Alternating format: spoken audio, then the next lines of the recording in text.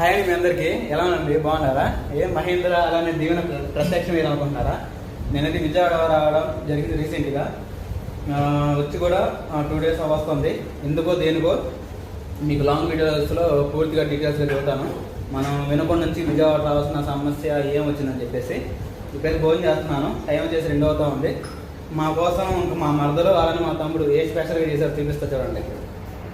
వేడి వేడి రైసు, తర్వాత ఇగో గోరుచిక్కుడు కూర, తర్వాత మిరియాల రసం, తర్వాత ఆమ్లెట్, తర్వాత వచ్చేసి ఇంకా చట్నీ, తర్వాత సాంబారు, తర్వాత చేపల పులుసు, తర్వాత పెరుగు ప్యాకెట్, ఉల్లిగడ్డ, ఇదే రైస్. ఏమైందా? భోజనం చేసావా?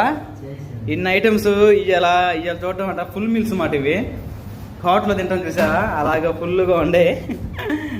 సరేనండి, ఇంకా ఇవన్నీ పక్కన పెట్టేసి మేము వెనుకొండ నుంచి విజయవాడ రావడం కారణం ఎందుకో ఇదంతా డీటెయిల్స్గా నేను ఛానల్లో వీడియోస్ పోస్ట్ చేసాను, చూడండి ఒకసారి. సరేనా?